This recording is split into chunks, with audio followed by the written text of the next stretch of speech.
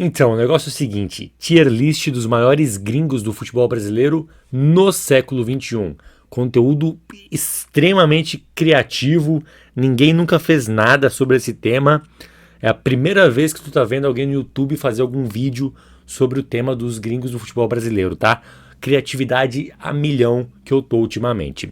Mas enfim, sem muita enrolação, bora começar? E a gente já começa com o Arrascaeta. O Arrascaeta é um forte candidato a ser um dos três maiores, né?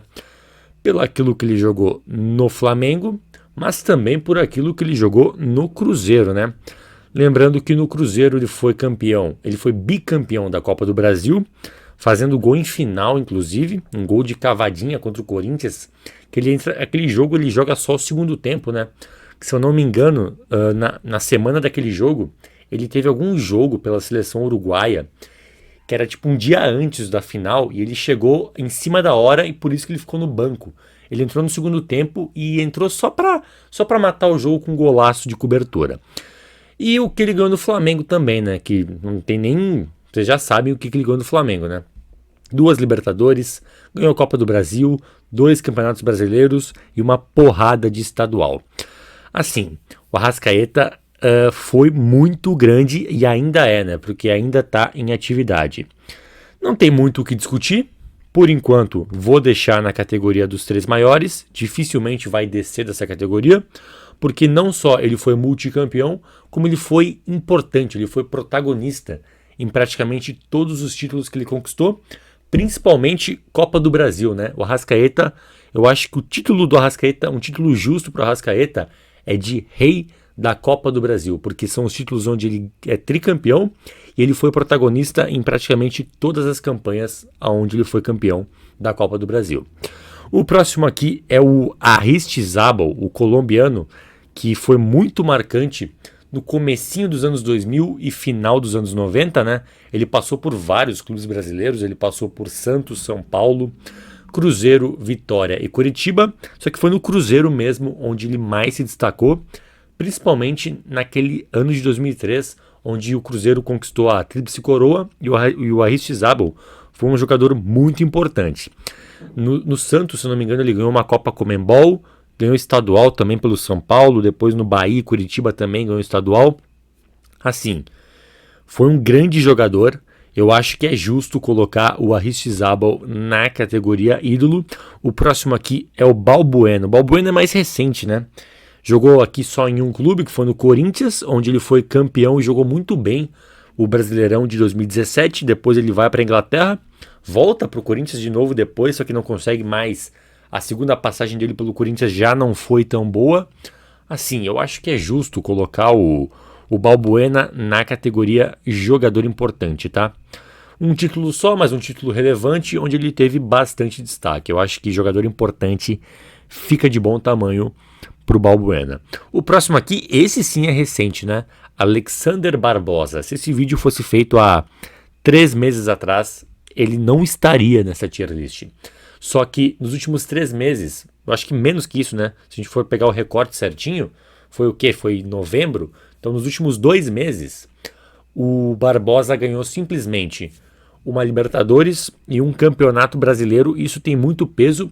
E não só isso, né? Não só ganhou, como ele foi muito importante, né? Ele foi um destaque defensivo do Botafogo nas 2 campanhas.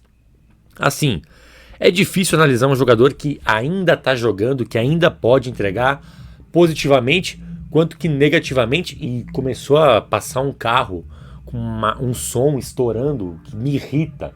Ó, música eletrônica, pra quê? Tá bom, o carro do Brazuca com uma caixa de som estourando já passou, então eu posso continuar.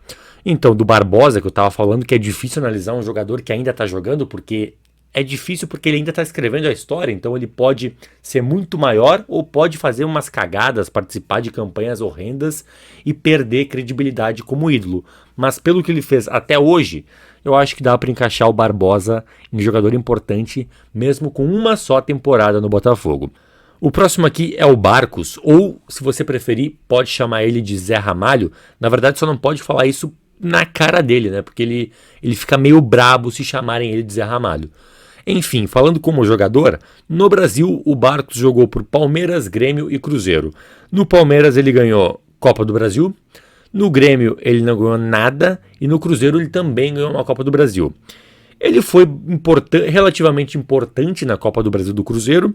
Na Copa do Brasil do Palmeiras, eu não tenho tão fresco na memória se ele foi protagonista, se ele foi decisivo ou não, mas eu sei que naquele ano de 2012 ele era sim uma referência técnica do Palmeiras, mas ele foi sim um jogador importante, no mínimo um jogador importante, né?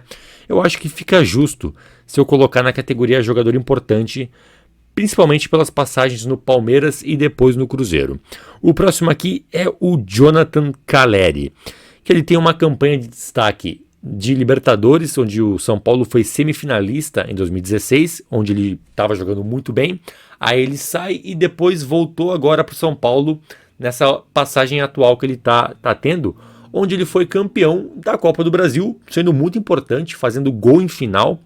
Assim, eu acho que é justo colocar o Calleri na categoria jogador importante, sem contar que o Calleri, ele é bonito, né, cara? Impressionante, né? Talvez aqui nessa tier list ele seja o mais bonito dessa tier list, cara. É gato o Calleri. O próximo aqui é o Germancano, que não é tão bonito que nem o Calleri, mas ele foi mais importante do que o Calleri.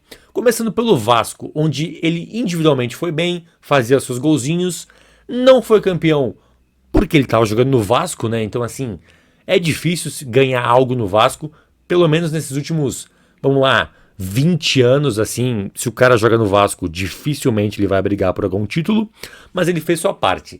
Mas foi no Fluminense onde ele brilhou, principalmente no ano mágico de 2023, onde ele foi campeão da Libertadores, Rei da América, artilheiro da Libertadores e, se eu não me engano, foi também artilheiro do Campeonato Brasileiro. Vamos deixar um pouco de lado 2024, porque em 2024 ele brigou para não cair, foi reserva, não jogou nada, mas enfim, não tira o brilho da temporada mágica que ele teve em 2023. Eu acho que é justo colocar o Cano como ídolo, tá? Por mais que tenha sido uma temporada espetacular só, foi a temporada espetacular. Então, pelo menos uma categoria ídolo para o Cano é justo aqui. O próximo aqui é o Dario Conca. E se tu viu o Conca desfilar seu bom futebol, viu o Conca no auge, jogando pelo Fluminense, saiba que tu tá velho, cara. Tá ficando velho, porque isso já vai fazer 15 anos em 2025. 15 anos, para ver como o tempo passa. E foi nesse justo ano do auge dele, em 2010, onde ele colocou um brasileiro no bolso, jogando todos os jogos e destruindo naquele campeonato onde o Fluminense foi campeão brasileiro naquele ano. Tirando isso, o Conca tem algum outro momento de brilho no futebol brasileiro? Não, não tem. O ano dele é 2010. 2009, ali 2008, na campanha da Libertadores, ele foi bem também, mas é 2010 o ponto alto do Conca no futebol brasileiro. Por isso que eu acho justo colocar ele na categoria jogador importante, tá? O próximo aqui é o D'Alessandro. O D'Alessandro, assim, dispensa comentários, né? Ídolo máximo do Inter, assim, pelo menos ao lado de Fernandão e Falcão, ele tá tranquilamente no top 3 maiores ídolos da história do Inter, pelo menos para mim, que sou colorado, considero ele um dos 3 maiores ídolos, mas não só pelo que ele ganhou em títulos, o que ele ganhou de taça, mas por tudo aquilo que ele representou. Porque se a gente for falar de taças, ele foi campeão. Ganhou Sul-Americana, Libertadores, Recopa Sul-Americana, vários gauchões, foi o Rei da América em 2010, assim, jogador importante, jogadoraço. Mas o que pega no D'Alessandro, o que pesa pro D'Alessandro positivamente é a representatividade que ele teve nessa longa passagem dele pelo Inter. O cara é argentino, ele ficou de 2008 a 2022, que é o ano que ele teve a despedida, numa conta rápida, são 14 anos de internacional, cara, sendo argentino. O cara tem cidadania brasileira, o cara tem honraria no Rio Grande do Sul, tem tudo que tu imaginar no Rio Grande do Sul, ele ganhou. Do tamanho, para vocês terem uma ideia do tamanho da idolatria do D'Alessandro no Internacional, o quanto que ele vestiu a camisa, o quanto que ele representou um clube. o D'Alessandro foi a cara do Inter durante uma década. Isso é muito forte, é muito pesado, por isso que não tem como não deixar ele na categoria dos 3 maiores, tá? O próximo aqui é o Diego Forlan, que jogou bem no Internacional. O pessoal tem uma memória do Forlan que ele chegou, flopou, não jogou nada e vazou. Não é verdade, tá? O Forlan jogou no Inter 2 temporadas, na verdade 1,5, né? Ele chega no meio de 2012, onde ele estava meio sem ritmo, meio fora de forma e não conseguiu desempenhar tão bem. Mesmo assim, ele foi importante em alguns jogos na reta final do Campeonato Brasileiro, fazendo alguns gols. Mas é 2013 onde ele joga melhor pelo Inter, onde ele tem bons números, tá? O pessoal não tem tanto na memória, mas o Forlan tem bons números pelo Inter. Eu não tenho aqui de cabeça, mas é assim, é coisa de 1 gol a cada 3 jogos, assim. Óbvio que se esperava muito mais dele, né? Só que individualmente eu acho que ele entregou. O que pesava pro Forlan é que o coletivo ao redor, o Inter como um todo, nos anos que ele ficou aqui, não conseguiu brigar por nada, não brigou por Brasileirão. O Forlan, se não me engano, ele não chegou a jogar Libertadores pelo Inter, porque 2013 o Inter não joga Libertadores e 2012 ele chega, o Inter já tinha sido eliminado, ou seja, ele não joga Libertadores pelo Inter. Brasileirão, ele fica longe de brigar pelo título. Copa do Brasil também não chega em fases decisivas. Então não teve muita oportunidade para ele ser protagonista de algo grande. Individualmente ele até jogou bem. Outra coisa que pesava, ele estava toda hora desfalcando o time, porque toda hora ele estava sendo convocado ou ele tinha alguma lesão. Não conseguiu ter sequência.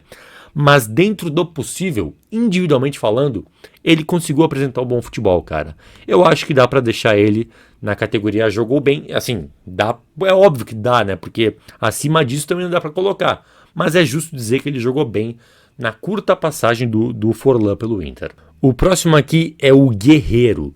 O Guerreiro é interessante, né? O Guerreiro do Corinthians é uma coisa, o Guerreiro do Flamengo é outra e o do Inter é outra, né?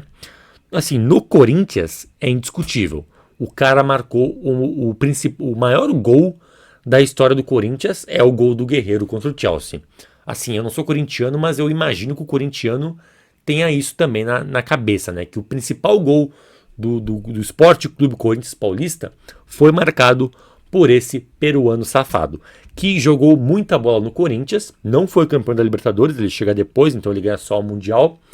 Joga mais 2 temporadas, individualmente sempre jogando muito, mas aí ele resolve ir para o Flamengo. No Flamengo, joga bem? Até joga, mas não decide e não ganha nenhum campeonato. Cai no doping. O que acontece? Vai para o Inter. Joga bem? Joga bem, média de 1 gol a cada 2 jogos, uma boa média. Só que também não decide jogos importantes e acaba não ganhando nada. E ficou muito marcado no Inter por não fazer gols em clássicos. Mas, cara, pelo que ele fez no Corinthians, o cara fez o gol do principal título da história do Corinthians. E não só fez o gol, como ele jogou muito aquele jogo e também na semifinal, onde o Corinthians ganhou por 1-0 do Al-Ahly do Egito, também é o Guerreiro o autor do gol. Eu acho que ele, se não me engano, não foi o Bola de Ouro do Mundial, né? O Bola de Ouro do Mundial foi o Cássio, mas ele foi ali um dos 3 melhores do Mundial. Assim, eu acho que não dá para deixar o Guerreiro abaixo de ídolo pela importância que ele teve. E assim, mesmo não tendo sido campeão nos outros times que ele passou, Inter e Flamengo, ele foi representativo. No momento que ele teve nesses clubes, ele era uma referência técnica, ele era a esperança da torcida.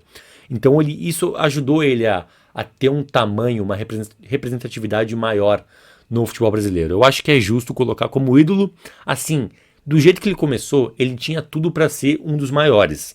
Mas depois ele acabou flopando um pouquinho e por isso que ele vai ficar só na categoria ídolo. O próximo aqui é o Guinazu, que na foto aqui dá para perceber que ele tá de casaco, porque ele tinha esse hábito, cara. O Guinazu era tão louco que na pré-temporada, 40 graus, sol rachando, ele tinha o costume, a mania de fazer os treinos físicos de casaco, velho, para suar mais e na hora do jogo tá mais tranquilo para correr. Tão maluco que era o Guinazu, de querer ter vontade de jogar, de correr. Era um cara que tinha muita raça. Enfim, falando dele como expoente aqui no Brasil, ele foi muito grande no Inter, né? Ele é considerado um ídolo pela torcida colorada, onde ele ganhou Libertadores, Sul-Americana e Recopa Sul-Americana. Depois ele jogou no Vasco também, acabou não ganhando nada no Vasco, pelo mesmo motivo do Cano, né? Nos últimos anos, quem é que ganhou algo no Vasco? Ninguém. Mas enfim, foi um jogador muito importante, né? Eu não tenho dúvida que pro torcedor colorado ele é um ídolo. Só que aqui eu vou deixar ele apenas na categoria jogador importante, tá? Mas me entendam, não estou dizendo que ele não é ídolo do Inter, ele é ídolo colorado. Mas aqui na tier list, para definir aqui as categorias, ele vai ficar na categoria jogador importante, porque por mais que ele tenha sido muito campeão, eu acho que ele não foi tão protagonista nos títulos como foi o Cano, o Guerreiro e o Aristizábal, por exemplo. Então eu acho que categoria jogador importante é justo aqui para o Guinha Azul. O próximo aqui é o Gustavo Gomes, e esse aqui também dispensa comentários, né? Praticamente toda essa era Abel Ferreira de títulos do Palmeiras agora, bicampeão de Libertadores, bicampeão brasileiro, Copa do Brasil, todos esses títulos o Gustavo Gomes participou e não só participou, como foi protagonista mesmo sendo zagueiro, tá? Protagonista tanto no sentido de vibração, de liderança, quanto no sentido técnico, porque dentro de campo ele foi fundamental e continua sendo para esse Palmeiras competitivo e forte que a gente tem nos últimos anos, né? Assim, para mim, indiscutivelmente entra também na categoria dos três maiores. O próximo aqui é o Kahneman, o zagueiro gremista, que no Grêmio foi campeão da Copa do Brasil 2016 e da Libertadores 2017, sem contar também, mesma coisa que eu falei do D'Alessandro, a representatividade que o Kahneman tem, né? O Kahneman virou uma bandeira do Grêmio pela raça, pela vontade, pelo estilo que o gremista gosta, né? Do cara peleador e brigador, que dá carrinho, que tem vontade. É uma bandeira do Grêmio nesses últimos 10 anos, tranquilamente. O Kahneman é um jogador importantíssimo. Cara, eu acho que é justo colocar o Kahneman na categoria ídolo, não só pelos títulos, mas também, como eu falei, por tudo que ele representa para a torcida gremista. Próximo aqui é o Louco Abreu, que jogou no Brasil pelo Botafogo, ali nos anos de 2010, 2011, 2009. Assim, individualmente, ele jogou muito bem, né? Ele era a principal referência técnica do Botafogo naquelas temporadas, só que infelizmente acabou não ganhando nenhum título importante, né? Ele até foi lá campeão estadual, mas título de peso, título grande, ele acabou não ganhando. Por isso que eu vou deixar ele somente na categoria jogou bem, aqui do ladinho do outro uruguaio, né? E a gente vê o Louco Abreu todo brabo aqui, né? Na foto da tier list, comemorando, cara de mal, mas poucos sabem que ele tem um lado meio estranho, né? Porque além de ele ser famoso pela cavadinha dentro de campo, ele também é famoso por outra cavadinha. E se vocês não estão entendendo o que eu estou falando, já vou mostrar para vocês, tá? Isso aqui é o vestiário da seleção uruguaia depois do título da Copa América. Inclusive tá aqui, ó, o Forlan batendo foto com a taça, mas o detalhe aqui, ó, curioso, é pro Louco Abreu, ó, que ele dá a cavadinha fora de campo também, né? A gente pode ver aqui, ó, eita nós, olha só. De novo, ó, em slow motion para vocês. Com detalhes aqui, a outra cavadinha pelo qual o Louco Abreu é famoso, né? Que é a cavadinha que poucos sabem, né? Que o Louco Abreu é famoso, ele olha pra câmera, ele percebe que estão gravando, ele toma um susto, velho. Olha ali, ó. Caramba, esse vídeo aqui, ó, não me perguntem como é que eu cheguei nesse vídeo, tá? Só tô mostrando aqui pra vocês. O próximo aqui é o Lugano, olha só, mais um uruguaio na tier list. O Lugano que, assim como o Caleri, é bonito também, né? Os gringos do São Paulo aqui são os mais bonitos da tier list, né? Mas enfim, vamos falar dele como jogador, né? Lugano como jogador também dispensa comentários, foi muito grande no São Paulo, né? Campeonato Brasileiro 2006, ganhou Mundial 2005 e a Libertadores 2005. 3 títulos pesadíssimos, onde ele também individualmente jogou muito e se destacou. Eu acho que tranquilamente a gente pode marcar o Lugano na categoria marcou época, tá? Foi um zagueiro muito importante naquela era vitoriosa do São Paulo ali nos anos 2000. Temos aqui outro uruguaio, dessa vez é Luis Suárez, que teve uma passagem curta, Mas que passagem teve Luis Soares pelo futebol brasileiro, né? Assim, para vocês terem uma noção, 2024, Grêmio no Brasileirão. O que aconteceu? Brigou para não cair. 2023, só um ano antes, praticamente o mesmo elenco. O que aconteceu? Brigou pelo título. O que tinha de diferente de um ano para o outro? Esse alienígena chamado Luis Soares, que carregou um time comum nas costas e quase ganhou sozinho um campeonato brasileiro. Não à toa que ele foi eleito o craque do campeonato pela ESPN, ganhou a bola de ouro do prêmio da ESPN. E só não foi o Rei da América porque o Cano fez um ano mágico no Fluminense, senão o Soares teria ganho também o prêmio do Rei da América. E assim, é difícil encaixar o Soares nessa tier list, né? Por quê? Se a gente for analisar a carreira como um todo, que não é o que estou fazendo, o Soares é sem sombra de dúvidas o melhor e o maior, mas assim, disparado de toda essa tier list. Só que eu estou analisando o impacto no futebol brasileiro. E por mais que ele tenha jogado muito, tenha feito uma temporada mágica, ele não ganhou nenhum título importante. Ele ficou uma só temporada. Então assim, eu não acho que seja justo colocar ele na mesma prateleira que a Arrascaeta, da Alessandro Gustavo Gomes, por exemplo. Eu também não acho justo colocar na mesma categoria de Lugano, que foi campeão mundial brasileiro de Libertadores. E também não acho justo colocar na categoria de Cano, Guerreiro, que foram campeões de títulos importantes, sendo decisivos, fazendo gols, ou o Kahneman, que é uma bandeira do Grêmio nos últimos anos. Então, assim, por mais que tenha sido um gênio atuando por aqui, tenha sido uma temporada absurda, jogando muito, cara, temos que ser realistas, velho. Eu vou poder colocar ele no máximo na categoria jogador importante, tá?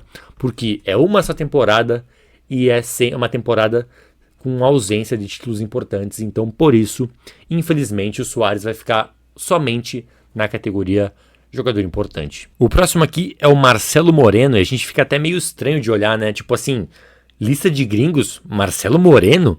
Mas sim, cara, ele é gringo, ele é boliviano, velho. Por mais que ele também seja brasileiro e fale português perfeitamente, na verdade ele é gringo, cara. Ele joga pela seleção da Bolívia. Se bobear, deve estar jogando até hoje pela seleção da Bolívia. Mas enfim, como jogador no futebol brasileiro, ele tem lá sua importância, né? Principalmente pelo que ele jogou no Cruzeiro. No Flamengo ele teve uma passagem meio mais ou menos, até ganhou lá uma Copa do Brasil, mas ele era a reserva do Hernani. Mas é no Cruzeiro onde ele foi importante, onde o principal momento dele talvez tenha sido ali no Brasileirão de 2014, onde ele é campeão. Ele faz muitos gols naquele ano, formando uma dupla de ataque com o Ricardo Goulart. Também teve uma passagem importante no Cruzeiro antes, né? Que ele foi artilheiro da Libertadores em 2008, se não me engano, onde ele estava jogando muito bem também. Mas a principal passagem é mesmo 2014, onde ele fez muitos gols e foi campeão brasileiro. Eu acho que é justo colocar o Marcelo Moreno na categoria jogador importante. O próximo aqui é o Montijo, o argentino que no futebol brasileiro jogou no Cruzeiro e no Santos, né? A principal passagem dele foi mesmo no Cruzeiro, onde ele jogou muito bem, individualmente ele jogou muita bola, só que acabou não ganhando nada, né? Ele deu azar que ele pegou um Cruzeiro que não brigava por nada, não tinha um bom time, então ele acabou não ganhando nenhum título importante. Por isso que ele vai ficar só na categoria jogou bem, né? Um jogador que jogou muita bola, mas não ganhou nada, né? E todo mundo lembra da comemoração ridícula que ele tinha quando fazia gol, que ele saía pulando com os braços abertos. Até hoje eu não entendo o que ele queria fazer com aquela comemoração, se ele achava aquilo legal. Eu achava horroroso. Acho que é a pior comemoração que eu vi no futebol brasileiro, tranquilamente. O próximo aqui é o Pablo Mari, e esse sim teve uma passagem relâmpago, né? 6 meses, mas que 6 meses foram esses, né? Assim, passagem muito curta, pouco tempo, mas foi muito relevante, né? Ele ganhou muita coisa, né? Em 6 meses ele ganhou Libertadores e Campeonato Brasileiro. Tá bom, ou quer mais? 6 meses, 2 títulos desse tamanho. Tá ótimo, né? Infelizmente ficou muito pouco tempo, né? Jogou 6 meses e depois foi embora pro futebol europeu. Assim, é difícil encaixar ele aqui, né? Porque se a gente for falar de títulos, ele tá nessa prateleira aqui, ó. Nessa ou nessa. Agora, são só 6 meses, cara. Então é difícil colocar ele aqui do lado do Kahneman e do Guerreiro, por exemplo. Então, pela passagem curta que foi, eu acho que eu vou poder colocar ele somente na categoria jogador importante, tá? O próximo aqui é o sérvio Dejan Petkovic, um ídolo flamenguista que é muito representativo para a torcida rubro-negra, né? Porque até a gente ter essa era vitoriosa de Gabigol, Arrascaeta, Bruno Henrique, o torcedor flamenguista ficou durante muito tempo com uma carência de ídolos. E o que eles tinham na memória de ídolo durante muito tempo era o quê? Petkovic e Adriano, por aquilo que eles fizeram no Brasileirão de 2009. Esse talvez tenha sido o principal título do Pet no futebol brasileiro. Tem também alguns outros títulos, né? Principalmente tem um campeonato estadual que ficou muito marcado, que ele faz o gol de falta contra o Vasco. Foi sim um jogador muito grande, não só pelo que ele ganhou, mas por aquilo que ele representou e por aquilo que ele jogou individualmente, né? Eu fiquei surpreso que eu vi um corte de um podcast do Marcelinho Carioca, onde perguntam para ele quais são os jogadores que mais impressionaram ele. E ele fala que foi o Petkovic, cara. Eu fiquei surpreso porque ele jogou com tanto cara fera na seleção, no Corinthians, no próprio Flamengo, mas ele falou do Petkovic como o cara que mais impressionou ele dentro de campo. Eu fiquei surpreso e fiquei ainda mais admirado com o Petkovic, porque ter um reconhecimento desse não é para qualquer um. Ganhou muito mais meu respeito o Petkovic depois de pesquisar sobre e ouvir a opinião de um cara que nem o Marcelinho Carioca. Assim, eu acho que, sem sombra de dúvidas, ele fica na categoria marcou época. Eu acho que ele fica um pouco abaixo aqui dos três maiores, mas eu acho que marcou época é justo para o Petkovic. O próximo aqui é o Savarino e vai na mesma linha que o Barbosa. Se eu gravasse essa tier list há 2 meses atrás, ele nem entraria aqui. Só que nesse período ele ganhou Brasileirão e Libertadores, sendo o protagonista do time, junto ali com Luiz Henrique, Marlon Freitas, um jogador muito importante, principalmente no Brasileirão, né? Na Libertadores ele foi importante, só que no Brasileirão eu acho que ele foi mais protagonista ainda. Eu acho que é justo colocar ele na mesma categoria que o Barbosa, aqui na categoria jogador importante. O próximo aqui é mais um botafoguense, o holandês Seedorf, que esse aqui, o que tem de bom jogador, tem de chato, né? Porque o que gostava de ser mal-humorado e chato nas entrevistas, não tá escrito o quanto era chato o Seedorf. Mas enfim, a passagem dele pelo Botafogo não tem nenhum título importante. O que ele fez? Ele jogou muita bola, individualmente ele fez sua parte, desfilou belo futebol em campo, tentou ali mudar um hino do clube, não conseguiu, foi muito chato, assim como eu falei anteriormente, mas tirando isso, não tem nada que faça com que ele fique numa categoria muito acima. Como ele não ganhou nenhum título importante, eu acho que é justo colocar o Seedorf aqui do ladinho do Forlan, do Louco Abreu e do Montijo. O próximo aqui é o Sorin, e o Sorin é impressionante como ele é o argentino com mais cara de argentino que eu já vi na minha vida.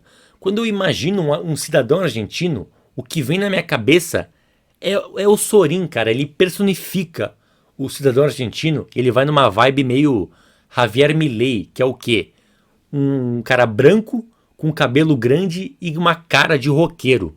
Esse é o estereótipo perfeito do argentino.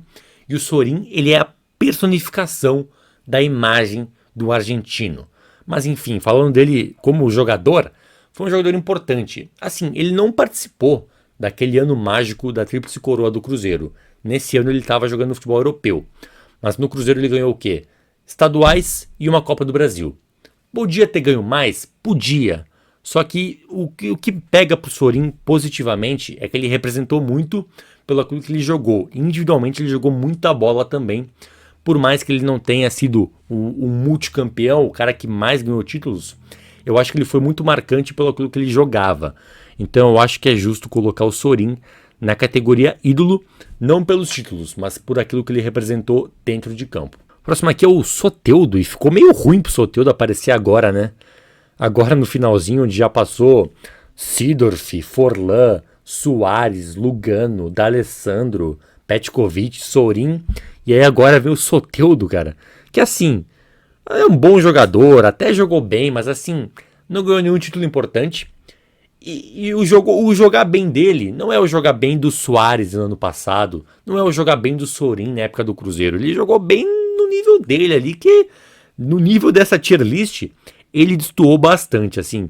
E eu acho que pra ficar justo, cara, assim, ou eu coloco ele na categoria jogou bem, só que eu acho que ele jogou menos que esses caras aqui. Eu acho que o justo mesmo seria criar uma categoria a mais só pro Soteldo, que é um pouco abaixo, tá? Mas não vou fazer isso. Vou ser gente boa aqui com o baixinho e vou deixar o Soteldo na categoria jogou bem, mas deixando claro que o jogou bem dele é muito abaixo do que jogou Seedorf, Forlan, Locabré e Montijo, tá? Mas muito abaixo. Mas enfim, vamos deixar ele assim por enquanto. O próximo aqui é o Carlitos Tevez, que assim como o Suárez também teve uma passagem curta. Assim como o Suárez, ele também jogou muita bola. Mas diferente do Suárez, ele foi campeão, e campeão brasileiro. No título polêmico, mas não vamos tirar o mérito do Tevez, que jogou muita bola naquele ano, formando uma dupla extremamente letal ao lado do Nilmar. Se o Suárez eu coloquei em jogador importante porque ele jogou muita bola, mas não ganhou título, o Tevez eu tenho que colocar na categoria ídolo, porque ele jogou muita bola e também ganhou título. Infelizmente foi uma passagem muito curta. Se ele tivesse ficado mais 1 ou 2 anos, não tenho dúvidas que ele estaria aqui ou aqui, mas como foi uma passagem muito curta, vai ficar só na categoria ídolo, né? Que é uma categoria muito boa, por mais que ele tenha ficado tão pouco tempo. O próximo aqui é o chileno Valdívia, que é ídolo do Palmeiras, onde ele ganhou estadual e Copa do Brasil. 2 Copas do Brasil, na verdade, né? Assim, foi um jogador importante, muito marcante.